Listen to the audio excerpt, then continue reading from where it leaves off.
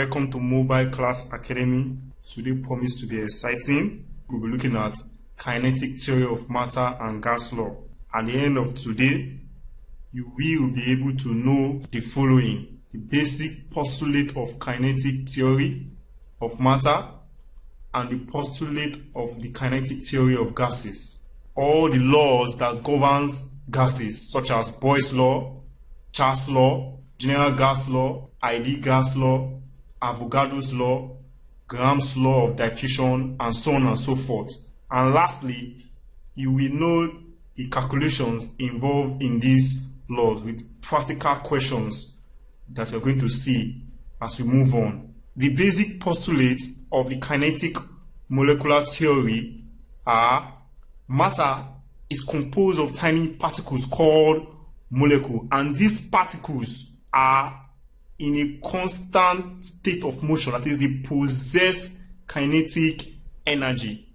Of course, we know that matter is anything that has weight and occupy space. We are saying that this matter consists of molecules, and these molecules are in a continuous state of motion. That means they possess kinetic energy. Lastly, when the molecules collide with each other or with the walls of the container, there is no loss of energy. When these molecules collide with each other, or when they are placed in the container and they collide with the wall of the container, there is no loss of energy. In other words, the collision is said to be perfectly elastic. We are going to look at types of collision: perfectly elastic collision, imperfect collision, and so on and so forth. So these are the basic postulates of kinetic molecular theory. All matter is composed of tiny particles called molecules. These particles are in a continuous state of motion. In other words, they possess kinetic energy, and these molecules collide with each other or with the wall of their container. Thereby, there is no loss of energy. The magnitude of the kinetic energy for the molecules in the three states of matter is in the order below. Solid particles less kinetic than liquid particles, and liquid particles less kinetic than gas particles. If you see closely, you will see the reason why solid particle is less kinetic, because the molecules of solid are closely packed to each other. You can see they are closely packed to each other. For that reason, they are less kinetic than liquid particles. Unlike liquid particles that you can see their molecules are moveably packed. There are tiny spaces in between. They can move around the walls of the container. Therefore, they possess more kinetic energy when compared to their counterpart, solid. Liquid particles is also less kinetic than gaseous particles. Looking at these gas particles, you see that the molecules are far widely apart, separated to each other. For that reason, they have more kinetic energy. So the three states of matter, we can therefore say that gaseous particle is more kinetic than liquid particles, and liquid particle is more kinetic than solid particles. Of course, the postulate enables us to know that these molecules are in a constant motion, as you can see, but the kinetic energy differs, as you have just explained. The course of the kinetic theory is illustrated by some natural phenomena. There are some natural phenomena that guides the kinetic theory, and they are diffusion, osmosis, sublimation, and evaporation. We'll look at them one after the other with good illustrations. Now, what is diffusion?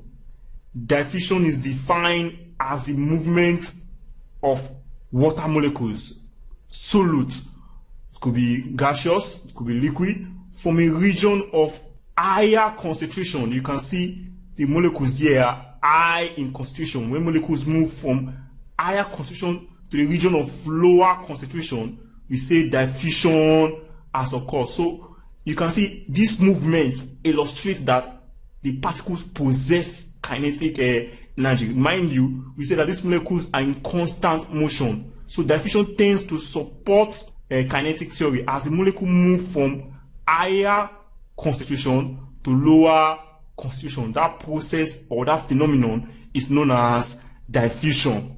The second natural phenomenon we'll be looking at is what we know as osmosis. One significant difference between osmosis and diffusion is that osmosis required a semi-permeable membrane for it to occur. It requires a semi-permeable membrane and it only occurs in liquid molecule. What then is osmosis? Osmosis is the movement of water molecules from the region of lower concentration to a region of higher concentration to a semi-permeable membrane. So far there is movement. If you look at your physics very, very well, remember that kinetic energy, Ke, is half mv squared. Movement, velocity. Therefore, as the molecule moves from lower concentration to higher concentration through a semi-permeable membrane, then we say that kinetic energy has occurred. And for that reason, this phenomenon supports kinetic theory of matter.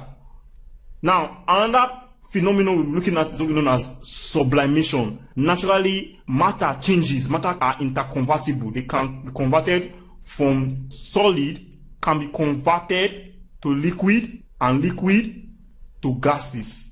Now, the process in which solid is converted to liquid is known as melting, while the process in which liquid is converted to gases is known as evaporation. But there's a phenomenon in which solid particles are converted straight ahead to gases without following this intermediate stage.